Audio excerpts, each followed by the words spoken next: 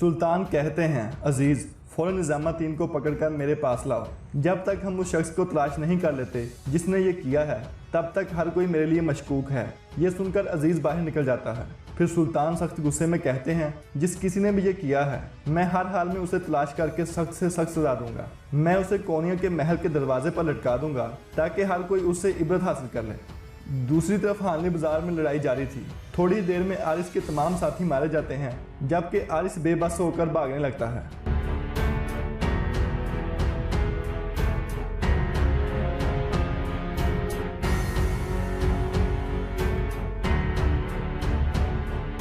लेकिन अर्तुगरुल उसके पीछे भागता है और उसे घेर लेता है। इस तरह आरिस गिरकर बेहोश हो जाता है। अर्तुगरुल गुनकुर से पूछता है, देखो क्या ये मर गया है? गुनकुर चेक करने के बाद बताता है, ये जिंदा है सरदार। ये सुनकर अर्तुगरुल नीचे आ जाता है। फिर वो अरसिज की लाश के पास बैठकर कहता है, मेरे बहादुर, अल्लाह तुम्हारी रूह को सुकून अता फरमाए।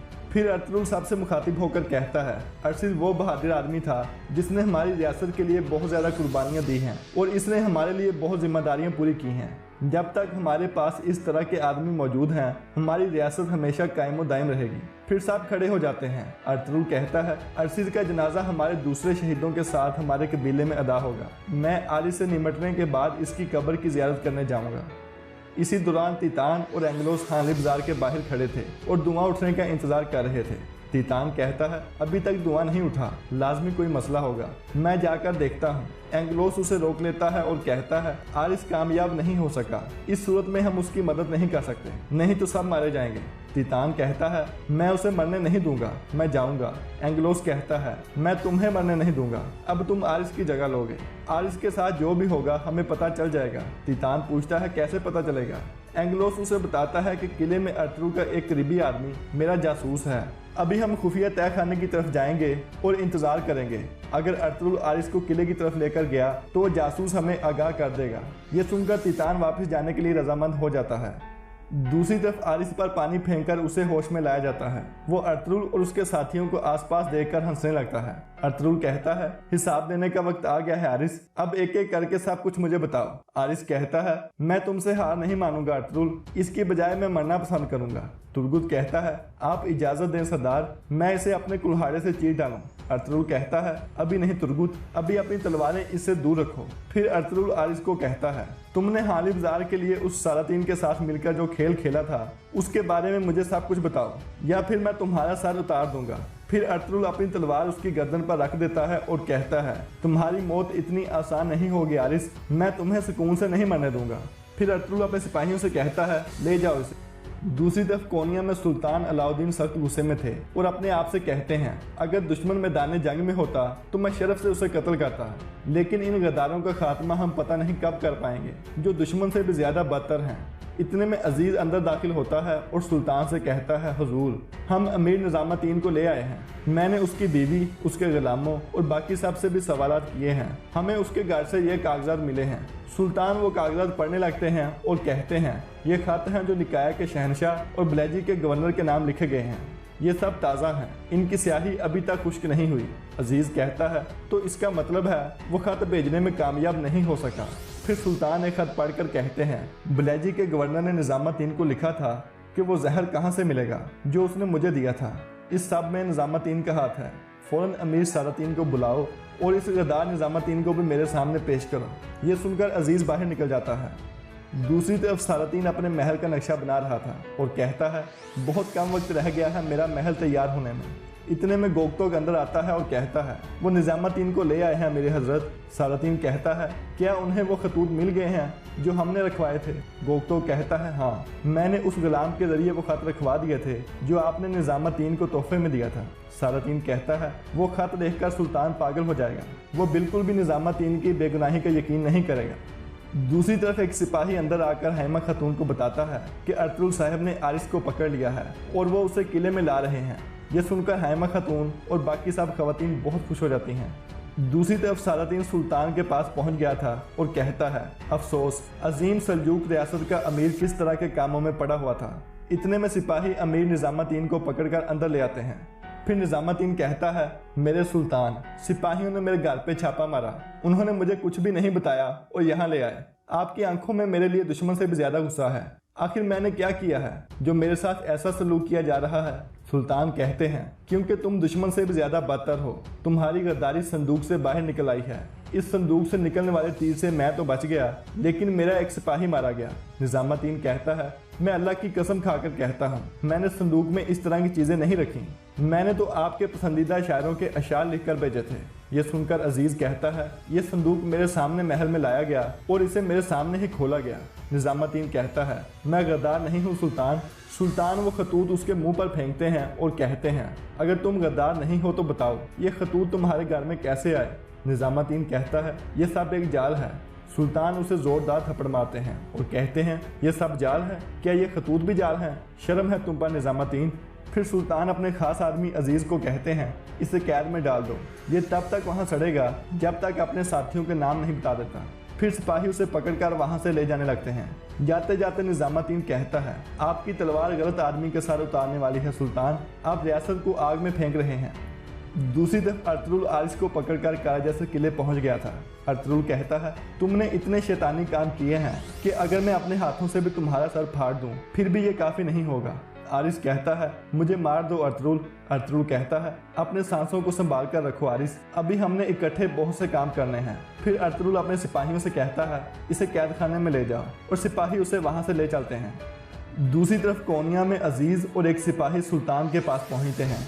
अजीज कहता है, मैं कैद खाने से आ रहा हूं सुल्तान, अमीर निजामुद्दीन ने खुदकुशी कर ली है। ये सुनकर सुल्तान गुस्से में आ जाते हैं और कहते हैं, क्या मतलब उसने खुदकुशी कर ली है? कैसे हुआ ये? सिपाही कहता है, मैं कैद खाने के मुहाफिजों में से एक मुहाफिज हूँ। अमीर निजामुद्दीन ने जहर पीकर खुदकुशी की है सुल्तान। सुल्तान कहते हैं, फौरन अमीर सालातीन और हकीम को बुलाकर मेरे पास लाओ। इसके बाद रात का वक्त हो जाता है। किले में अर्तुगरुल कैद खाने में पहुंच जाता है। आरिस कहता है, मुझे मार दो अर्तुगरुल और ये सब खत्म कर दो। अर्तुगरुल कहता है, मरने में इतनी जल्दी मत करो, मैं तुम्हें बचने का एक मौका देता हूँ। तुम अमीर सालातीन के साथ इत्तेहाद के बारे में सुल्तान को बताओगे। दूसरी तरफ सालातीन और हकीम सुल्तान के पास पहुंच जाते हैं। सुल्तान पूछते हैं, ये सारा वाकया कैसे हुआ? हकीम कहता है, जहर निजामुद्दीन की अंगूठी में मौजूद था, उसने पानी में जहर मिलाया और पी गया। ये वैसा ही जहर है जिससे आपके सिपाही की मौत हुई है सुल्तान, और हाली बाजार में आपको भी ऐसा ही जहर देकर मारने की कोशिश की गई थी। सुल्तान कहते हैं, गद्दार, वो अपने अंजाम को पहुंच गया। फिर सुल्तान पूछते हैं, वो मुझे क्यों मारना चाहता था सालातीन? सालातीन कहता है, इक़्तिदार की हिरस सुल्तान, वो आपकी जगह लेना चाहता था, इसके अलावा दूसरी कोई और वजह नहीं हो सकती। दूसरी तरफ अर्तुगरुल आरिस से कहता है, अगर तुमने सुल्तान के सामने जाकर सालातीन के सच बता दिया तो मैं तुम्हें बख्श दूंगा। दूसरी सूरत में कल सुबह मैं सबके सामने तुम्हारा सर उतार दूंगा। तुम्हारे पास सुबह तक का वक्त है, सोच लो। फिर अर्तुगरुल उसे एक जोरदार थप्पड़ मारता है और वहां से चला जाता है।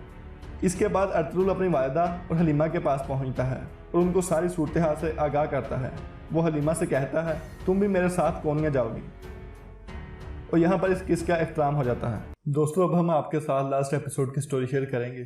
जिन दोस्तों ने पिछली एपिसोड देखी है वो वीडियो यहाँ से स्किप कर सकते हैं।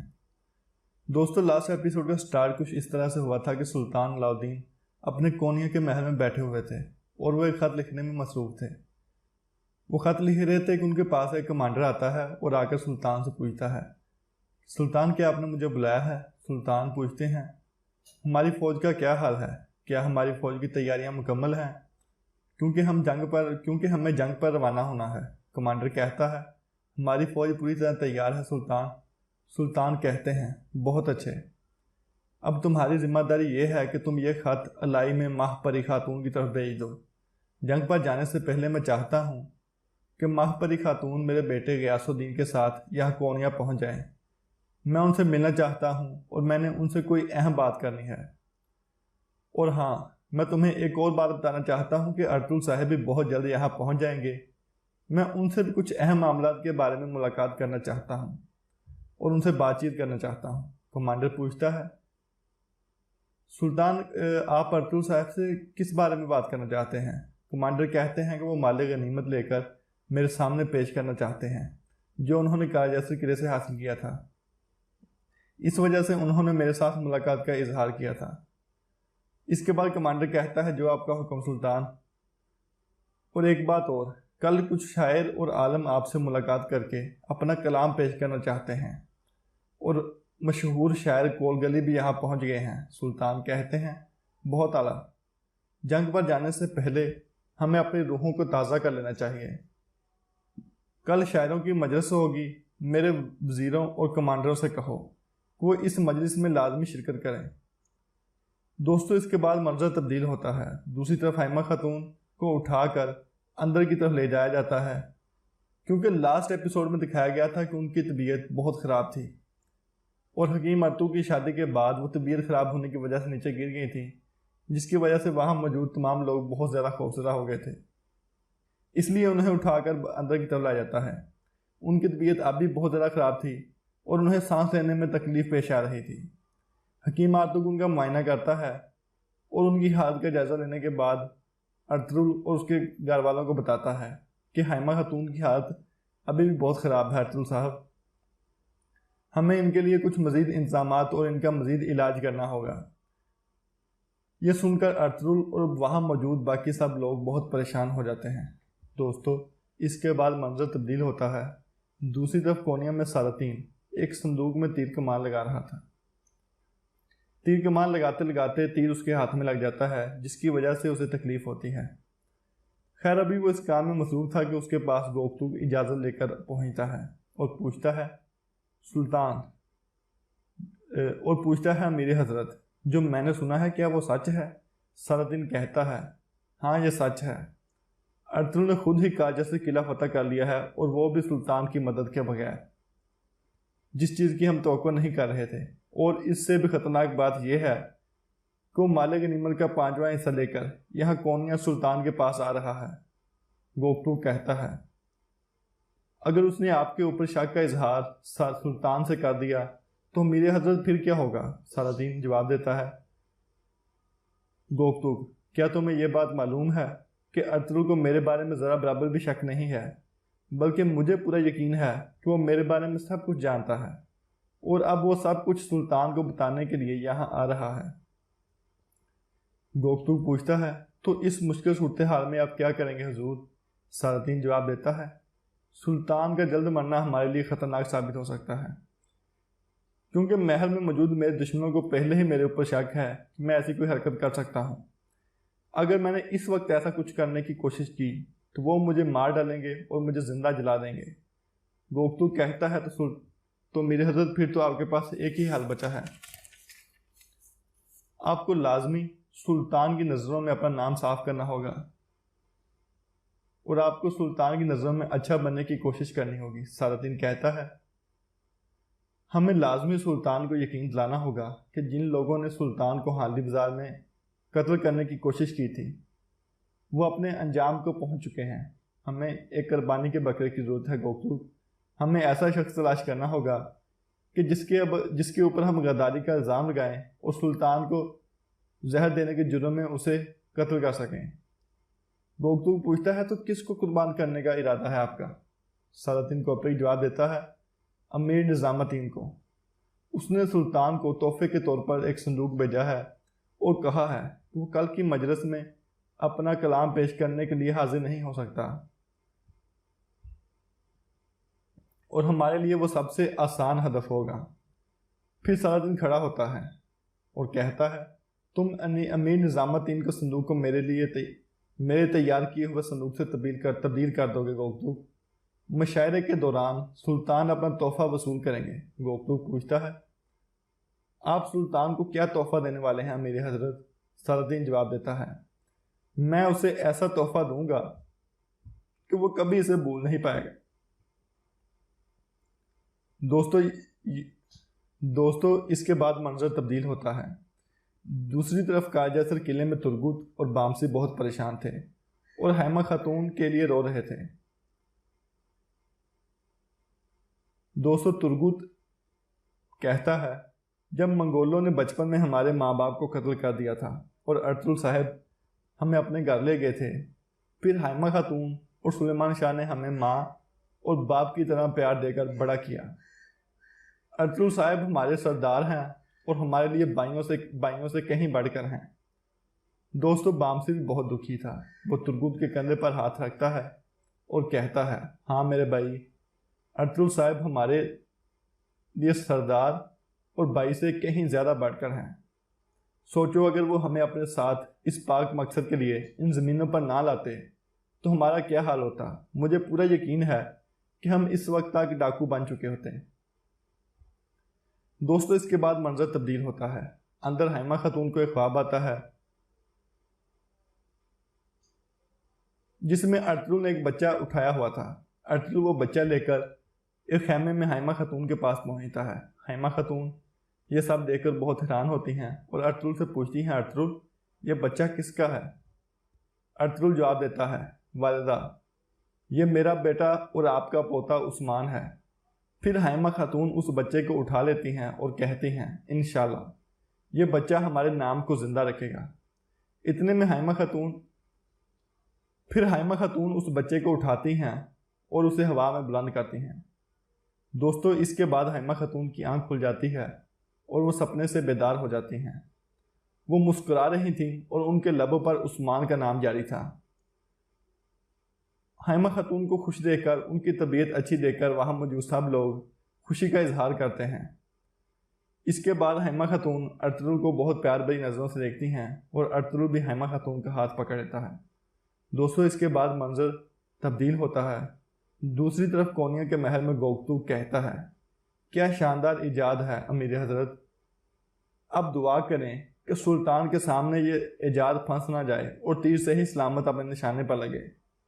सलादीन कहता है, चलो गोकतुक तो देखते हैं ये तीर फंसता है या नहीं। इसके बाद गोकतुक संदूक की तरफ बढ़ता है और संदूक का ऊपर वाला हिस्सा ऊपर उठाता है जिससे तीर निकलकर सामने वाले दरवाजे में पेवस्त हो जाता है और गोकतुक बहुत ज़्यादा हैरान हो जाता है। सलादीन इस बात पर खुशी का इजहार करता है। दोस्तों इसके बाद सलादीन एक नया तीर लेता है और उस तीर को जहर लगाने लगता है। सलादीन कोपे को तीर को जहर लगाता देखकर गोकतुक पूछता है, ये क्या है मेरे हजरत, कहीं आपका सुल्तान को मारने का इरादा तो नहीं है। सलादीन कहता है, नहीं, इस तीर से सुल्तान नहीं मरेगा, मैं सुल्तान को वक्त पर बचा लूँगा। ये वो जहर है जो पहले भी सुल्तान को दिया गया था जब वो हानी बाजार के सराय में अर्तुगरुल से मुलाकात कर रहे थे। गोकतुक पूछता है, हाँ तो सुल्तान, गोकतुक कहता है, तो सुल्तान का हकीम पहले से इस जहर से वाकिफ़ है, वो समझ जाएगा कि ये वही जहर है जो सुल्तान को हानी बाजार में दिया गया था और सारा इल्ज़ाम अमीर निज़ामुद्दीन पर लग जाएगा। सलादीन कहता है, हाँ अब तुम जाओ और इसे अमीर निज़ामुद्दीन के संदूक के साथ तब्दील कर दो। गोकतुक कहता है, जो आपका हुक्म अमीर हजरत। फिर वो संदूक लेकर बाहर निकल जाता है। दोस्तों दूसरी तरफ हाइमा खातून को होश आ चुका था। उन्हें होश में आता देखकर सब लोग बहुत खुश थे। हकीम आर्तुग उनसे कहता है, अर्तुगरुल साहब इनकी तबीयत अब ठीक है, पहले से ये बहुत बेहतर हैं, लेकिन अभी भी एहतियात की ज़रूरत है क्योंकि ये ख़तरनाक सूरत हाल से गुजरी हैं, इसलिए इन्हें कुछ देर आराम करना होगा। दोस्तों हाइमा खातून की तबीयत का सुनकर सब लोग बहुत खुश हो जाते हैं। इसके बाद वो तमाम लोग अर्तुगरुल के लिए नेक ख्वाहिशात का इजहार करते हैं और वहाँ से चले जाते हैं। इसके बाद मंजर तब्दील होता है। सुबह का वक्त हो जाता है। आरिस हानी बाजार में अर्तुगरुल पर हमले की तैयारी कर रहा था और वह अपने साथियों से कहता है, तुम ताजिरों के बेस में जाओगे ताकि किसी को शक ना हो। एक आदमी पूछता है, और आप कैसे जाओगे हुजूर। आरिस कहता है, मैं इस टोकरी में जाऊंगा जो आप अर्तुगरुल को तोहफे में दोगे। दोस्तों ये बात सुनकर सब लोग हंसने लगते हैं। फिर आरिस उनसे कहता है, एक दफ़ा हम अंदर दाखिल हो गए फिर सब आसान हो जाएगा। हमारे आदमी पहले ही वहां जाकर तलवारें मेज़ों के नीचे छुपा चुके हैं। इसके बाद आरिस टोकरी में घुसने की तैयारी करने लगता है और सब लोग उसके आसपास जमा थे। दोस्तों अभी हम आपको बताते चलें कि आरिस अपने साथियों के साथ मिलकर कारजा से किले की फतह के बाद आरिस कारजा से किले से फरार हो गया था और वो बहुत शदीद गुस्से में था। वो तीतान से मिलता है और तीतान और आरिस दोनों मिलकर अर्तुगरुल को मारने का प्रोग्राम बनाते हैं। तीतान कहता है कि हमें अर्तुगरुल को किसी कमज़ोर जगह पर मारना होगा जहां उसके आसपास हिफाजती आदमी कम हों। अर्तुगरुल तीतान को मशवरा देता है कि आरिस तीतान को मशवरा देता है कि हमें अर्तुगरुल को हानली बाजार में मारना होगा, क्योंकि हानली बाजार में अर्तुगरुल ज़्यादा सिपाहियों के साथ नहीं होता और वो वहाँ ताजरों से मुलाकात करने आता है। दोस्तों, अभी आरिस अपने साथियों के साथ मिलकर हानली बाजार में अर्तुगरुल के पास जाएगा अपना बेस बदल कर और हुलिया बदल कर, ताकि उसे कोई पहचान ना सके, और वहाँ पर वो अर्तुगरुल पर हमला करने की मनसूबाबंदी कर रहा है, इसलिए वह अब टोकरी में छुपने जा रहा है। दोस्तों, इसके बाद मंजर तब्दील होता है। दूसरी तरफ अर्तुगरुल अपने साथियों के साथ हानली बाजार की तरफ रवाना हो गया था। इसी दौरान तीतान और कमांडर एंगलोस बहुत सारे सिपाहियों के साथ हानली बाजार के करीब पहुंच चुके थे, क्योंकि ये आरिस का मंसूबा था। तीतान और उसके सिपाहियों की यह जिम्मेदारी होगी कि जब आरिस हानली बाजार में अर्तुगरुल पर हमला करेगा तो ये लोग उसे वहां से निकलने में उसकी मदद करेंगे। तीतान अपने सिपाहियों से कहता है, सिपाहियों, हमें अपनी आंखें और अपने कान खुले रखने हैं। आरिस अर्तुगरुल को मारकर हानली बाजार को आग लगा देगा। धुआं देखते ही हम हमला कर देंगे और आरिस को वहां से बचाकर ले आएंगे। अब सब सिपाही तैयार हो जाए। इसके बाद मंजर तब्दील होता है। दूसरी तरफ हानली बाजार के ताजिर तोहफे तहफ लेकर पहुंच चुके थे, क्योंकि अर्तुगरुल ने उन्हें पैगाम भिजवाया था कि हम नए निज़ाम के बारे में बातचीत और मशवरा करना चाहते हैं। दोस्तों, जहां सभी ताजर हानली बाजार पहुंच रहे थे, वहां पर आरिस के आदमी भी भेस बदल कर ताजिर के रूप में वहां पहुंच जाते हैं। उन्होंने वो टोकरी उठाई हुई थी जिसके अंदर आरिस छुपा हुआ था। फिर वो टोकरी उठाकर हानली बाजार के सिराए में पहुंच जाते हैं। दोस्तों, इसके बाद मंजर तब्दील होता है। दूसरी तरफ कोनिया में बहुत सारे शायर आ चुके थे और मुशायरा शुरू हो चुका था। इतने में सुल्तान कहते हैं, मुशायरा शुरू किया जाए। तो एक शायर खड़ा होकर अपना कलाम सुनाने लगता है। सुल्तान उस शायर का कलाम सुनकर बहुत खुश होते हैं और फिर उसे अनाम से नवाजते हैं। वो उसे सोने के सिक्कों की एक थैली देते हैं, जिसे वो शायर बहुत खुशी से कबूल करता है। दोस्तों, इसके बाद मंजर तब्दील होता है। दूसरी तरफ अर्तुगरुल हानली बाजार में पहुंच चुका था। अर्तुगरुल बामसी से कहता है, तुम बाजार की हिफाजत को यकीनी बनाओ बामसी, हर किसी को होशियार रहने का कहो। ये कहकर अर्तुगरुल अंदर चला जाता है, जबकि बामसी अपने साथियों से कहता है, तुम सब अपने हाथ तलवारों पर रखो और अपनी अपनी जगह संभाल लो।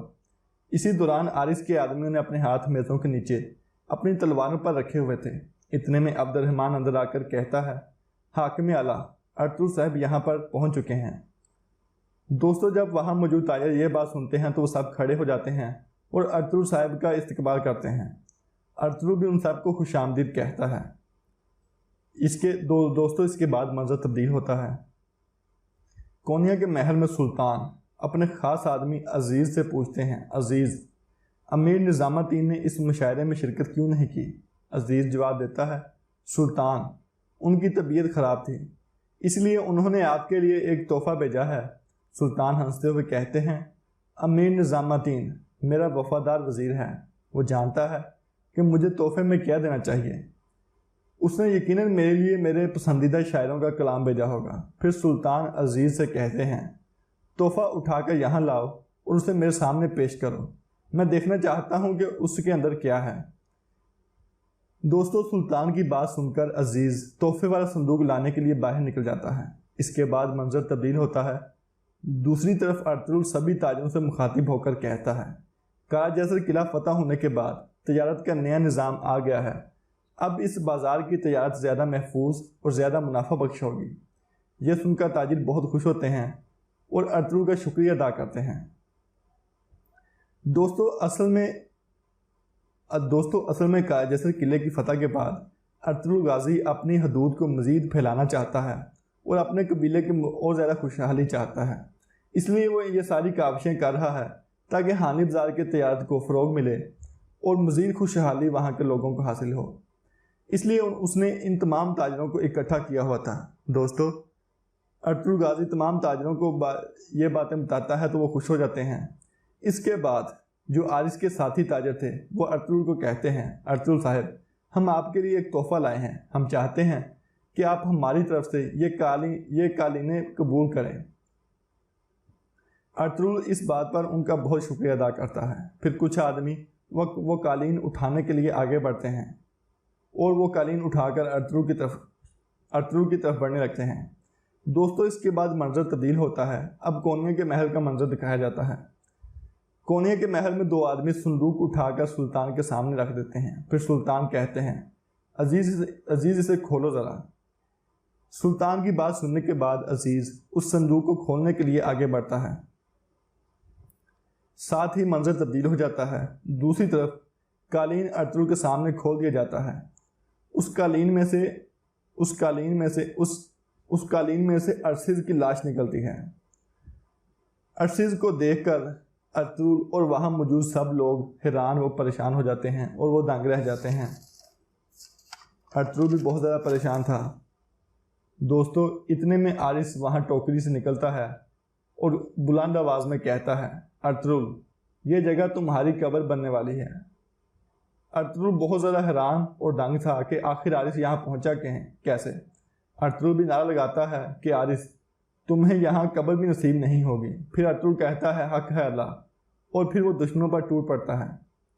इसके बाद मंजर तब्दील होता है। दूसरी तरफ कोनिया में अजीज़ तोहफे वाला संदूक खोल रहा था। संदूक पर दोस्तों जैसे ही अजीज़ संदूक का ऊपर वाला हिस्सा खोलता है, संदूक का ढक्कन खोलता है, संदूक में से तीर निकलता है। सालादीन कोपेक सुल्तान को पुकारता है और सुल्तान को अपने हाथ से पीछे हटा देता है। इसलिए तीर जो है वो सुल्तान के पीछे खड़े हुए सिपाही को लगता है। सब लोग हैरान परेशान हो जाते हैं। सुल्तान भी सख्त गुस्से का इजहार करते हैं और सुल्तान भी बहुत दंग थे कि आखिर ये हुआ कैसे। फिर सुल्तान इंतहाई गुस्से में चिल्लाते हैं और कहते हैं, ये क्या है अजीज, इस संदूक में से तीर निकलने का और मेरे सिपाही को लगने का क्या मतलब है। दोस्तों, इसी दौरान वो सिपाही जिसको तीर लगा था उसके मुंह से जाग निकलने लगती है। ये देखकर एक वजीर कहता है, सुल्तान मौज़म, ये तीर तो जहर आलूदा था। दोस्तों, इसी दौरान उस सिपाही का इंतकाल हो जाता है। फिर सुल्तान खड़े हो जाते हैं और सख्त गुस्से में चिल्लाते हैं, अजीज़, ये संदूक तुम्हें किसने दिया था। अजीज़ कहता है, मेरे हजरत, ये संदूक तो अमीर निज़ामुद्दीन का संदूक है, ये मैं खुद लेकर वहाँ से आया था। एक वजीर कहता है, अमीर जनाब सुल्तान, अमीर निज़ामुद्दीन को ये सब करने की क्या ज़रूरत है, और मैं हैरान हूँ कि वो ऐसा कैसे कर सकते हैं। वो तो आपके इंतहाई वफादार अमीरों में से एक हैं। दोस्तों, दूसरी तरफ लड़ाई जारी थी। शोर की आवाज़ सुनकर बामसी और उसके साथी अंदर की तरफ बढ़ते हैं, लेकिन दरवाज़ा अंदर से बंद था। फिर वो सब मिलकर उसे तोड़ने की कोशिश करने लगते हैं। दोस्तों, अंदर लड़ाई जारी थी। लड़ाई के दौरान एक आरिस का साथी अर्तुगरुल के ऊपर तीर का निशाना लगाता है। इसी दौरान अब्दुर्रहमान अर्तुगरुल के सामने आ जाता है और वो खुद जख्मी हो जाता है, जबकि अर्तुगरुल उस तीर से बच जाता है।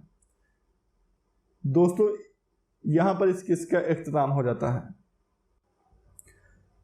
दोस्तों, अभी हम आपको बताएंगे कि वो कौन से अर्तुगरुल गाजी के मुसलमान साथी हैं जिनकी ड्रामा सीरीज अर्तुगरुल गाजी की सीज़न 4 में शहादत दिखाई जाएगी। दोस्तों, सबसे पहले तो हम बताना चाहते हैं सामसा अलब के बारे में। सामसा अलब तुतिकिन बे का सिपाही था और वो हाइमा खातून के भाई कुरकुत सरदार के कबीले से ताल्लुक़ रखता था। दोस्तों, वो इंतहाई वफादार और इंतहाई सुलझा हुआ सिपाही था।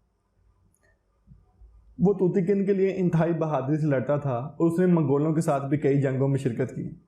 जब अर्तुगरुल गाजी अपने सिपाहियों के साथ बाज़ंतीन की सरहदों की तरफ हिजरत का सोचते हैं और इस बात का इरादा ज़ाहिर करते हैं तो सामसा बे भी उन सिपाहियों में से एक था जो तुतिकिन बे के कबीले से ताल्लुक़ रखता था, और वो अर्तुगरुल गाजी के साथ बाज़ंतीन की ज़मीनों की तरफ रवाना होने के लिए रजामंद हो जाता है। दोस्तों, इसके अलावा जिन मुसलमानों की इस सीज़न में मौत दिखाई जाएगी उनमें हलीमा सुल्तान भी शामिल है। हलीमा सुल्तान की अर्तुगरुल गाजी के सीज़न 1 में एंट्री हुई थी, जब हलीमा सुल्तान के पीछे सलीबी सिपाही लगे हुए थे। वो हलीमा सुल्तान, हलीमा के भाई और हलीमा के वालिद को कत्ल करना चाहते थे, लेकिन अर्तुगरुल गाजी एन उसी वक्त वहाँ पर शिकार करने पहुँच जाता है और वो जब देखता है कुछ सलीबी सिपाही कुछ मुसलमानों के पीछे लगे हुए हैं और उन्हें मारने की कोशिश कर रहे हैं तो अर्तुगरुल गाजी का खून जोश मारता है और वह मजलूम को सलीबियों से बचाने का इरादा करता है। वो अपने साथियों के साथ उन पर तीरों से बारिश बरसाता है जिससे वो सलीबी मारे जाते हैं और अर्तुगरुल गाजी हलीमा सुल्तान, उनके वालिद और उसके भाई को पकड़कर अपने काई कबीले में मेहमान के तौर पर लेकर आता है। जब वो मेहमान बनकर काई कबीले में पहुंचते हैं तो वहां पर मौजूद सब लोग उन्हें खुश आमदीद कहते हैं। दोस्तों, हलीमा सुल्तान को काई कबीले में लाने की वजह से अर्तुगरुल गाजी और काई कबीले पर बहुत सी मुश्किलात भी आती हैं। सलीबी उनका पीछा नहीं छोड़ते और काई कबीले को मुसलसल धमकियां देते रहते हैं कि इनको हमारे हवाले कर दो, नहीं तो तुम्हारे कबीले को तबाह कर दिया जाएगा। लेकिन अर्तुगरुल गाजी के वालिद सुलेमान शाह ऐसा नहीं करते, क्योंकि ये काई कबीले की रवायात थी कि वो अपने मेहमानों को ना तो कत्ल करते हैं, ना उन्हें किसी के हवाले करते हैं और ना ही उन्हें किसी को और को मारने देते हैं। इसलिए सुलेमान शाह ने इस बात से इनकार किया और इसी वजह से काई कबीले को बहुत सारी मुश्किलात का सामना करना पड़ा। खैर, इसके बाद अर्तुगरुल गाजी हाइमा खातून से अपनी मोहब्बत का इजहार करता है। It was slip of tongue. Ertugrul Ghazi Halima Sultan के लिए अपनी मोहब्बत का इजहार करता है। इसके बाद अर्तुगरुल गाजी और हलीमा सुल्तान की शादी हो जाती है और वो हंसी खुशी अपनी ज़िंदगी गुजारने लगते हैं। जैसे जैसे वक्त गुजरता है अर्तुगरुल गाजी की हलीमा सुल्तान के लिए मोहब्बत में इजाफा होता जाता है। सीज़न 4 के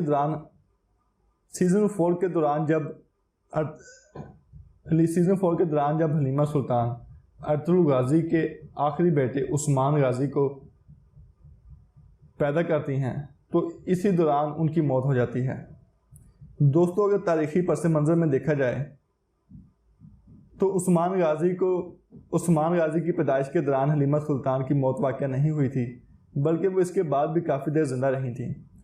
ऐसी खबरें सुनने में मिल रही हैं कि हलीमा सुल्तान को इसलिए सीज़न 4 में हलीमा सुल्तान की मौत सीज़न 4 में इसलिए दिखाई गई क्योंकि हलीमा सुल्तान अपने नए प्रोजेक्ट्स के लिए मसरूफ़ थीं और वो किसी और ड्रामा सीरीज़ में काम करना चाहती थीं, इसलिए उन्हें इस सीरीज़ को दरमियान में ही छोड़कर जाना पड़ा।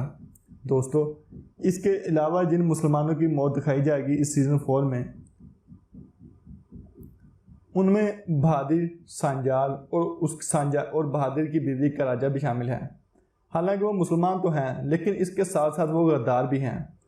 दोस्तों, बहादुर एक इंतहाई गद्दार और मक्कार आदमी था। बहादुर अमीर सलाउद्दीन कोपे के कहने पर काई कबीले में आया था और चावदार कबीले में आया था और उसका मकसद चावदार कबीले पर कब्जा करके सारे कबीले का सरदार बनना था। बहादुर असल में असलहान खातून के वालिद सरदार जानदार का भाई था और ये आधे चावदार कबीले का सरदार था। जब इसे पता चलता है कि सरदार जानदार भी इस दुनिया में नहीं रहा और असलहान खातून के दोनों भाई आलियार और औराल इस दुनिया में नहीं रहे, तो वो लालची आदमी चावदार कबीले का रुख करता है और वो सरदार जानदार के चावदार कबीले का भी सरदार बनने की कोशिश करता है और वो चावदार कबीले के कुछ सरदारों को लालच देकर और उन्हें सोने की पेशकश करके उनकी हिमायत भी हासिल कर लेता है। जब तुर्गुत अर्तुगरुल गाजी के साथ मिलकर कारजैसर किले पर हमले की तैयारी कर रहा था तो असलहान खातून पीछे कबीले में अकेली थी। तो इसी दौरान बहादुर अपने साथियों के साथ मकारी करता है और चावदार कबीले पर कब्जा कर लेता है। बहादुर ना सिर्फ यह काम करता है बल्कि वो सामसा अलब की शहादत का भी बायस बनता है, क्योंकि बहादुर अर्तुगरुल गाजी के लिए मुंजनिकें तैयार कर रहा था और सामसा अर्तुगरुल गाजी के उन सिपाहियों के साथ था जो मुंजनिकों की हिफाजत कर रहे थे। बहादुर ने गद्दारी की और उसने आरिस को इन मुंजनिकों की जगह और इन्हें तबाह करने का कहा। इसलिए बहादुर तीतान को भेजता है और तीतान अपने सिपाहियों के साथ वहां पहुंचता है और इन मुंजनिकों को तबाह कर देता है और अर्तुगरुल के सिपाहियों को शहीद कर देता है। इन शहीद होने वाले सिपाहियों में सामसा अलब भी शामिल था। दोस्तों, बहादुर के साथ साथ जब अर्तुगरुल गाजी को इस बात का पता लगता है कि बहादुर ने इतने गुनाह किए हैं तो वो चावदार कबीले में पहुंचता है और वहां पहुंचकर बहादुर को सजा देता है। वो बहादुर का सर अपनी तलवार से कलम कर देता है और साथ साथ बहादुर के बेटे संजार को भी जहन्नम वासिल कर देता है। दोस्तों इसके बाद बचती है बहादुर की बीवी काराजा खातून। उसका काम तमाम असलहान खातून के हाथों होता है और असलहान उसे शहीद कर देती हैं। दोस्तों इसके बाद अर्तुगरुल गाजी की इंतहाई अहम किरदार असलहान खातून, इनकी भी अर्तुगरुल गाजी के सीज़न 4 में मौत दिखाई जाएगी। दोस्तों होता कुछ यूँ है कि जब सीज़न 3 के इख्तिताम पर अमीर सालादीन कोपे को पता चला कि असलहान उससे शादी नहीं करना चाहती और वह अपने कबीले की हिफाजत करना चाहती है और अपने कबीले में रहकर कबीले की खिदमत करना चाहती है, तो वो असलहान खातून से इस बात पर बहुत नाराज़ था और वो ठान लेता है कि वो कभी न कभी असलहान खातून से बदला लेगा। और जब अर्तुगरुल गाजी असलहान खातून और तुर्गुत अलब का रिश्ता मुकर्रर करते हैं तो अमीर सालादीन कोपे के गुस्से की इंतहा नहीं रहती और वो अपने दिल में तुर्गुत अलब और असलहान खातून के लिए बुग़्ज़ रखता है। जब चौथे सीज़न के कुछ शुरुआती एपिसोड्स में तुर्गुत और असलहान खातून की शादी दिखाई जाती है तो अमीर सालादीन कोपे को ये बात हजम नहीं होती और वो उनकी शादी वाली रात उन दोनों को असलहान खातून की नौकरानी के हाथों जहर पिलवा देता है, जिससे वो मौत के करीब पहुंच जाते हैं। वो इंतहाई तकलीफ़ का शिकार होते हैं। खैर ऐन वक्त पर अर्तुगरुल गाजी को उस जहर का इलाज मिल जाता है, नहीं तो तुर्गुत और असलहान खातून इस दुनिया में ना रहते। दोस्तों इसके बाद भी सालादीन कोपे की मकारियों का सफ़र जारी रहता है और वो इसके बाद भी अपनी मकारियाँ और गद्दारियाँ नहीं छोड़ता। असलहान खातून को इस बात पर भी बहुत गुस्सा था। वो फैसला करती हैं कि वो सालादीन कोपे के इन तमाम गुनाहों की उसे सज़ा देंगी और उसके पास कोनिया जाकर उसे जहन्नम हासिल करेंगी। वो ऐसा ही करती हैं। वो कोनिया सालादीन के पास पहुंचती हैं और अपने एक खंजर से सालादीन पर वार करती हैं, जिससे सालादीन शदीद ज़ख्मी हो जाता है। लेकिन सालादीन असलहान से खंजर छीनता है और उसी खंजर से असलहान खातून को पेट को छलनी कर देता है और असलहान खातून वहीं पर दम तोड़ जाती हैं। दोस्तों असलहान खातून की मौत के बाद तुर्गुत अलब को एक नया सदमा मिलता है और उस शख्स के गम की इंतहा नहीं रहती। दोस्तों अगर हम पहली अर्तुगरुल गाजी के सीज़न 4 के शुरुआती एपिसोड से ही गौर करें तो तुर्गुत अलब की ज़िंदगी में दुख ही दुख रहे हैं। उसका भी बचपन था कि उसके वालिदैन को मंगोलों ने मार दिया। दोस्तों ये सीन अर्तुगरुल गाजी में नहीं दिखाया गया, लेकिन तुर्गुत गाजी ने एक दफ़ा ये कहानी सुनाई थी अर्तुगरुल गाजी के सीज़न 4 में, इसलिए हमें पता है कि तुर्गुत अलब और बामसी इन दोनों के वालिदैन को मंगोलों ने मार दिया था। दोस्तों बचपन में तुर्गुत अलब को अपने वालिदैन का सदमा सहना पड़ा। फिर उसके बाद उसकी ज़िंदगी में प्यार आता है और वो थी आइकिज़ खातून। आइकिज़ खातून तुर्गुत से मोहब्बत करती हैं और तुर्गुत अलब भी उनकी मोहब्बत में गिरफ्तार हो जाता है। फिर इसके बाद तुर्गुत आइकिज़ के वालिद यानी कि देली दमीर से आइकिज़ का रिश्ता मांगता है और वो हाँ कर देता है। इस तरह तुर्गुत अलब और आइकिज़ की शादी हो जाती है। दोस्तों वो हंसी खुशी अपना वक्त गुजार रहे थे और एक दूसरे के साथ बहुत खुश थे, लेकिन इसी दौरान तुर्गुत अलब को इस बात का अंदाज़ा नहीं था कि उसकी ज़िंदगी में कौन सा तूफ़ान आने वाला है। एक दफ़ा जब अर्तुगरुल गाजी और तुर्गुत कबीले में मौजूद नहीं थे तो नोयान मंगोल कमांडर नोयान अपने साथियों के साथ कई कबीले पर हमला कर देता है और वो वहाँ पर कबीले की औरतों, बच्चों और कबीले के साजो सामान को जला देता है, जिससे इंतहाई तबाही होती है। दोस्तों उन जलने वाले लोगों में तुर्गुत अलब की बीवी आइकिज़ खातून भी शामिल थी। दोस्तों जब तुर्गुत अलब वहाँ पहुँचता है और आइकिज़ का जला हुआ जिस्म देखता है तो उसके दर्द की इंतहा नहीं रहती और वो दुख के मारे चिल्लाता है।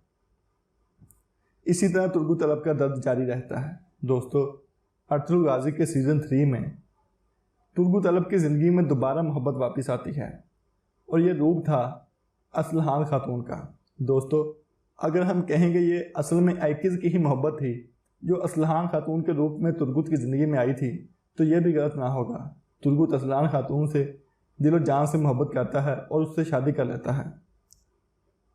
दोस्तों उस शादी के बाद असलान खातून को भी सलातिन कोपेक मार देता है।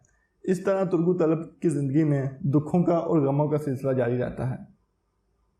दोस्तों अगर हम तारीखी पस मंज़र पर नज़र दौड़ाएं तो तुर्गुत अलप की उम्र 125 बरस हुई थी और 125 बरस की उम्र तक ये मर्द मुजाहिद जंगों में हिस्सा लेता रहा और इस्लाम का नाम बुलंद करता रहा। दोस्तों जब भी कुर्बानी का मौका आया, जब भी अर्तुगरुल गाजी का साथ देने का वक्त आया, तुर्गुत अलप अपना कुल्हाड़ा लेकर सबसे आगे था। तुर्गुत अलप की एक और ख़ासियत यह है कि तुर्गुत अलप का कुल्हाड़ा उसके मदाहों में बहुत ज़्यादा मकबूल हुआ। वो कुल्हाड़े से जैसे अपने दुश्मनों का मुकाबला करता है और जिस अंदाज से वो कुल्हाड़ा घुमाता है, मदा तुर्गुत अलप के इस अंदाज को बहुत पसंद करते हैं और वो इस बात पर तुर्गुत अलप की बहुत ज़्यादा इज्जत और तुर्गुत अलप की बहुत ज़्यादा पजीराई करते हैं। दोस्तों इसके बाद अब हम आपको बताते हैं कि कौन कौन से काफिर भी इस सीज़न में जहन्नम वासिल हो जाएंगे। दोस्तों गोकतूक की मौत दिखाई जाएगी, अमीर सलातिन कोपेक, उसके अलावा बेल्जिक के गवर्नर की मौत दिखाई जाएगी। उसके अलावा कमांडर नोयान की बहन आलन गोया की मौत दिखाई जाएगी। उसके अलावा कमांडर एंगलोस, वो भी तुर्गुत अलप के हाथों मारा जाएगा। इसके अलावा तितान भी तुर्गुत के हाथों मारा जाएगा। दोस्तों एक और इंतहाई अहम किरदार जो सीज़न 4 में दिखाया जाएगा वो है नोयान का। जी हाँ, यानी कि मंगोल कमांडर नोयान का। अर्तुगरुल गाजी के सीज़न 2 में कमांडर नोयान को विलन के तौर पर दिखाया गया था। दोस्तों अगर हम कहें कि कमांडर नोयान था तो विलन, लेकिन लोगों ने इस किरदार को इतना पसंद किया और कमांडर नोयान को इतनी पजीराई हासिल हुई कि जितनी हीरोज़ को भी हासिल नहीं होती, तो यह गलत नहीं होगा। कमांडर नोयान अवाम को बहुत पसंद आया, उसके डायलॉग, उसका मंगोलों वाला रहन सहन और उसका हमला करने का तरीका। दोस्तों इसी वजह से अवाम की भरपूर फरमाइश पर अर्तुगरुल गाजी सीरीज़ के डायरेक्टर ने कमांडर नोयान के करैक्टर को सीज़न 4 में दोबारा दिखाने का और दोबारा नशर करने का फैसला किया। सीज़न 4 की आखिरी 20 इकसात में कमांडर नोयान और उसकी बहन आलन गोया यानी कि अलमेला खातून, इनकी अर्तुगरुल गाजी के सीज़न में दोबारा एंट्री दिखाई जाती है। दोस्तों आलन गोया एक जासूस के रूप में और अपनी पहचान छुपाकर कई कबीले के अंदर दाखिल हो जाती है, जबकि नोयान अर्तुगरुल गाजी को सुलह के बहाने धोखा देने की कोशिश करता है। दोस्तों आलन गोया भी कमांडर नोयान की तरह इंतहाई ख़तरनाक और इंतहाई शातिर दुश्मन थी। वो जासूस बनकर कई कबीले में पहुंच जाती है और कई कबीले के अंदर की बातें वो अपने भाई कमांडर नोयान को बताती रहती है। दोस्तों एक दफ़ा जब अर्तुगरुल गाजी, तुर्गुत और बामसी एक सफ़र पर जा रहे थे तो उन्हें रास्ते में एक मंगोल सिपाही मिलता है। वो था तो मंगोल सिपाही, लेकिन वो दर हकीकत एक तुर्क था। वो उनको आलन गोया की सारी हकीकत बताता है कि कैसे एक आलन गोया नामी खातून ने उनके कबीले को तबाह कर दिया और उसे मजबूरन अपना कबीला छोड़कर मंगोल फौज में भर्ती होना पड़ा। जब वो तुर्गुत अलप और बामसी आलन गोया का नाम सुनते हैं तो फौरन उनके जहन में आता है इस वक्त तो आलन गोया यानी कि नोयान की बहन उनके कबीले में मौजूद है। वो अर्तुगरुल गाजी को इस सारी हकीकत से आगाह करते हैं और अर्तुगरुल गाजी जब कबीले वापस पहुंचता है तो वह हाइमा खातून को सारी सूरत हाल के बारे में आगाह करता है। दोस्तों एक दफ़ा नोयान की बहन आलन गोया अर्तुगरुल के बेटे गुंदूज उस्मान को भी शहीद करने की कोशिश करती है, लेकिन इसी दौरान खैमे में एक और दाखिल होती है जिस वजह से वो ऐसा नहीं कर पाती।